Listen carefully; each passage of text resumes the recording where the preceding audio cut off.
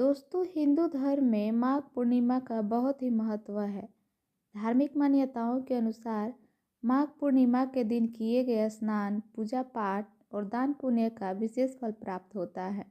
शास्त्रों में वैसे तो सभी पूर्णिमाओं का महत्व बताया गया है, मगर माघ मास की पूर्णिमा बहुत ज़्यादा फलदायी माना जाता है। कहा जाता है कि इस दिन स्वर्ग से समस्त देवी देवता पृथ्वी पर आते हैं और गंगा में स्नान करते हैं। इसलिए इस दिन गंगा या किसी भी पवित्र नदी में स्नान करने का विधान है। इस साल माघ पूर्णिमा 12 फरवरी 2024 को मनाई जा रही है। कहते हैं माघ पूर्णिमा के दिन कथा सुनना भी शुभ माना जाता है।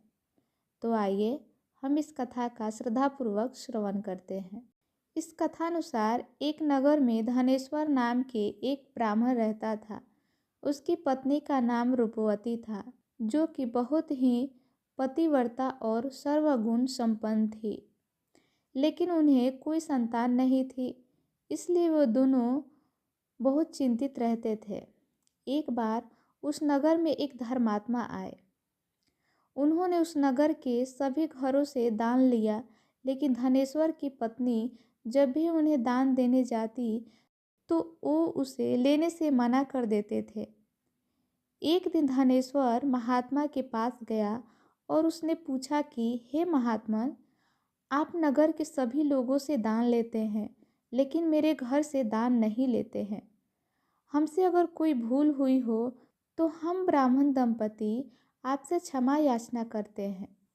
इस पर महात्मा ने कहा, नहीं विप्र, तुम तो हमेशा आदर सत्कार करने वाले ब्राह्मण हो, तुमसे भूल तो कभी हो ही नहीं सकती है। महात्मा की बात सुनकर धनेश्वर हाथ जोड़कर बोला, हे मुनिवर, फिर आखिर क्या कारण है, कृपया हमें उसे अवगत कराएं। इस पर महात्मा बोले, हे विप्र, तुम्हारी कोई संतान नहीं है। जो दंपति निसंतान हो उसके हाथ से भिक्षा कैसे ग्रहण कर सकता हूँ। तुम्हारे द्वारा दिया गया दान लेने के कारण मेरा पतन हो जाएगा। बस यही कारण है कि मैं तुम्हारे घर से दान स्वीकार नहीं करता। महात्मा के ऐसे बोल सुनकर धनेश्वर उनके चरणों में गिर पड़ा और विनती करते हुए बोला, हे महात्मा, संतान ना होना ही तो हम पति पत्नी के जीवन की सबसे बड़ी निराशा है। यदि संतान प्राप्ति का कोई उपाय हो तो बताने की कृपा करें मुनिवर। ब्राह्मण का दुख देखकर महात्मा बोले, हे विप्र, तुम्हारे इस कष्ट का एक आसान तरीका है। तुम्हें 16 दिनों तक श्रद्धापूर्वक भगवती माता की पूजा कर उन्हें प्रसन्न करना होगा, तो उनकी कृपा से अवश्य ही तुम्हें संतान की प्राप्ति होगी। इतना सुनकर धनेश्वर बहुत ही खुश हुआ। उसने महात्मा का आभार प्रकट किया और घर आकर पत्नी को सारी बात बताई। इसके बाद धनेश्वर माँ भगवती की उपासना के लिए वन चला गया। ब्राह्मण ने पूरे 16 दिन तक माता भगवती की पूजा की और उपवास रखा। उसकी भक्ति देखकर और विनती सुनकर माता भगवती ब्राह्मण के सपने में आई और बोली, हे धनेश्वर, तुम निराश मत हो, मैं संतान की प्राप्ति का वरदान देती हूँ, लेकिन 16 साल की अल्पायु में ही उसकी मृत्यु हो जाएगी। माता काली ने कहा, यदि तुम पति पत्नी विधि पूर्वक 32 पूर्णिमा का व्रत करोगे तो तुम्हारी संतान दीर्घायु हो जाएगी। प्रातःकाल जब तुम उठोगे तो तुम्हें यहाँ आम का एक वृक्ष दिखाई देगा। उस पेड़ से एक फल तोड़ना और ले जाकर अपनी पत्नी को खिला देना। शिव जी की कृपा से तुम्हारी पत्नी गर्भवती हो जाएगी। इतना कहकर माता अंतर्ध्यान हो गई। प्रातःकाल जब धनेश्वर उठा तो उसे आम का वृक्ष दिखा, जिस पर बहुत ही सुंदर फल लगे थे। वो काली माँ के कहे अनुसार फल तोड़ने के लिए वृक्ष पर चढ़ने लगा। उसने कई बार प्रयास किया, लेकिन फिर भी फल तोड़ने में असफल रहा। तभी उसने गणेश भगवान का ध्यान किया और गणपति की कृपा से इस बार वो वृक्ष पर चढ़ गया और उसने फल तोड़ लिया। धनेश्वर ने अपनी पत्नी को वो फल दिया जिसे खाकर वो कुछ समय बाद गर्भवती हो गई। दंपति माँ भगवती के निर्देश के अनुसार हर पूर्णिमा पर दीप जलाते रहे। कुछ दिन बाद भगवान शिव की कृपा से और ब्राह्मण की पत्नी ने एक सुंदर बेटे को जन्म दिया, जिसका नाम उन्होंने देवीदास रखा। जब पुत्र 16 वर्ष का होने को हुआ तो माता पिता को चिंता होने लगी कि इस वर्ष उसकी मृत्यु न हो जाए।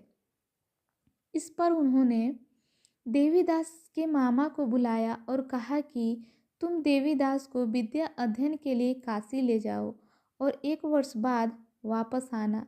दंपति पूरी आस्था के साथ पूर्णमासी का व्रत कर पुत्र के दीर्घायु होने की कामना करते रहे। काशी प्रस्थान के दौरान मामा भांजे एक गांव से गुजर रहे थे। वहां एक कन्या का विवाह हो रहा था। विवाह होने से पूर्व ही उसका वर अंधा हो गया।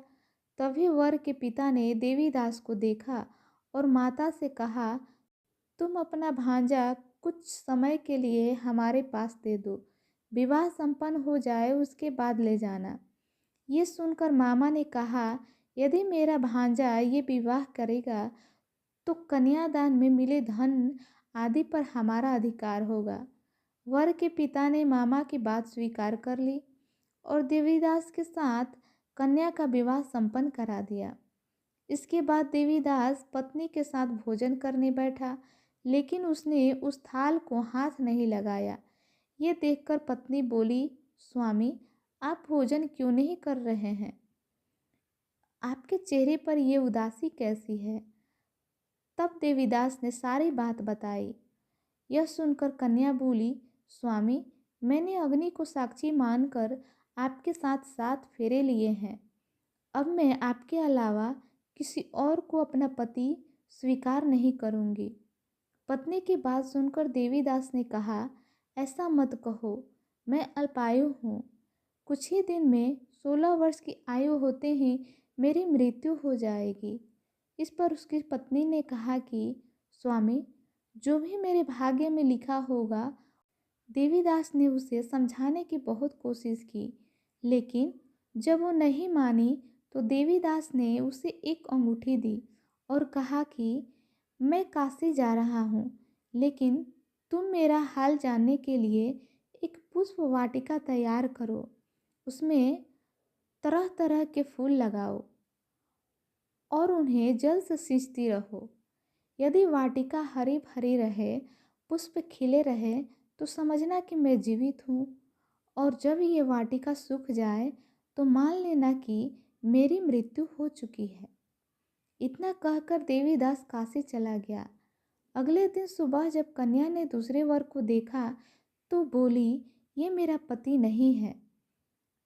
मेरा पति काशी पढ़ने गया है। यदि इसके साथ मेरा विवाह हुआ है तो बताए कि रात्रि में मेरे और इसके बीच में क्या बातें हुई थी और इसने मुझे क्या दिया था। ये सुनकर वर बोला, मुझे कुछ नहीं पता, और पिता पुत्र वहाँ से वापस चले गए। उधर एक दिन प्रातःकाल एक सर्प देवीदास को डसने के लिए आया, लेकिन उसके माता पिता द्वारा किए जाने वाले पूर्णिमा के व्रत के प्रभाव के कारण वो उसे डस नहीं पाया। इसके बाद काल स्वयं वहाँ आए और उसके शरीर से प्राण निकालने लगे। देवीदास बेहोश होकर गिर पड़ा।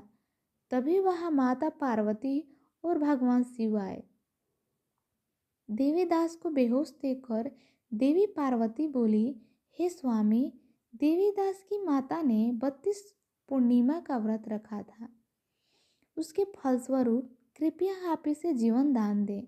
माता पार्वती की बात सुनकर भगवान शिव ने देवीदास को पुनः जीवित कर दिया। इधर देवीदास की पत्नी ने देखा कि पुष्प वाटिका में एक भी पुष्प नहीं रहा। वो जान गई कि उसके पति की मृत्यु हो चुकी है और रोने लगी।